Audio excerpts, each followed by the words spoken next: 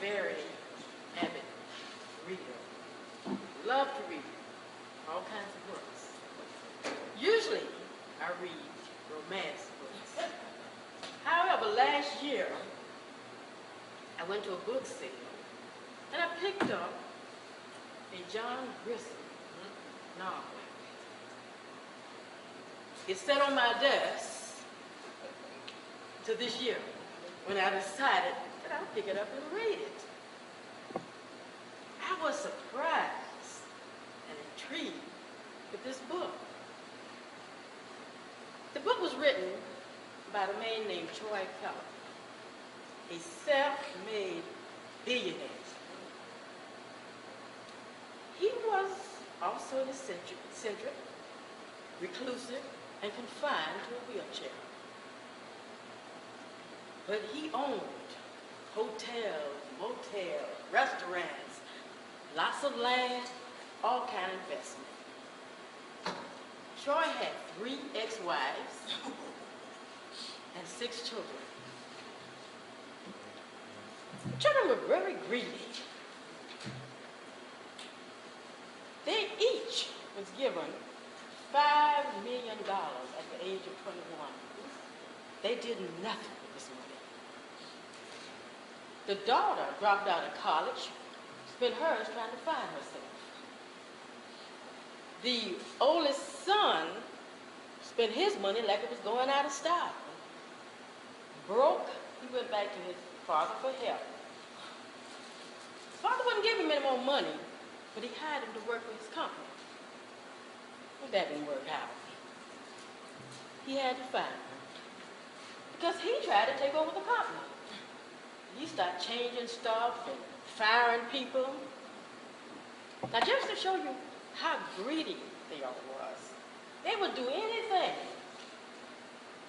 to take over their father's money.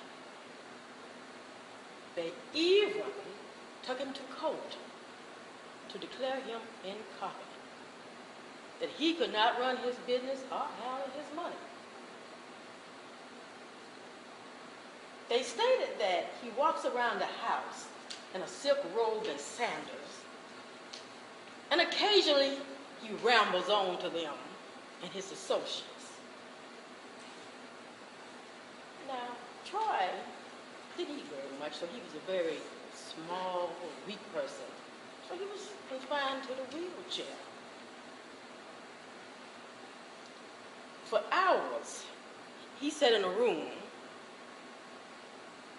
with his 6 children, his 3 ex-wives, their attorneys, and 3 psychiatrists to prove that he was sane. After he proved that he was sane and competent, his lawyer laid on the desk a 90-page document that assimilated everything, all announced that this was his last will and testament.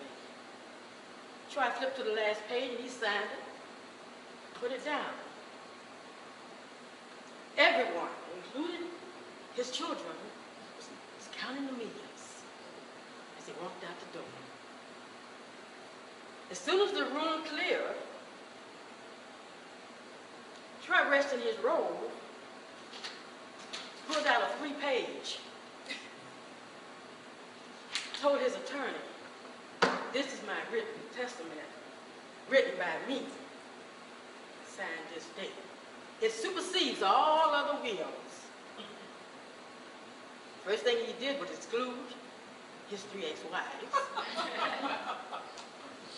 He would allow enough money to pay his children's debts up to that date. Anything else was not covered. If they tried to contest this will, they all received nothing. An estimated $11 billion would go to someone else. Now, his children did not know of the new will. When Troy died, first thing his son does, he goes out and orders 2 Porsche. Now this book is so good to me, I'm going like, you don't have no money. You can't buy that. You don't have no money. You know, it was just that good. Now, since they couldn't contest the will, so his 3 pages said, did the children get the money they want?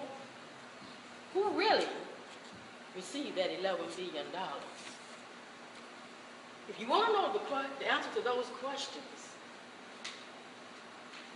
I recommend that you read John Grisham, The Testament. That's the Toastmaster.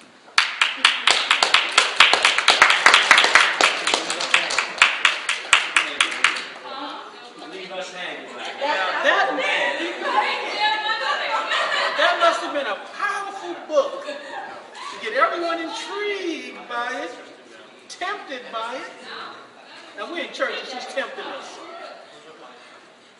Madam Timer, can I get the time for that presentation, please?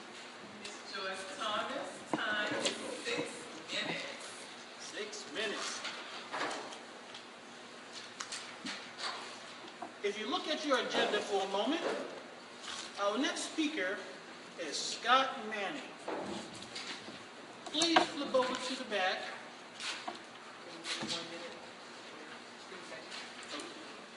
Can you give me 1 minute for evaluation feedback?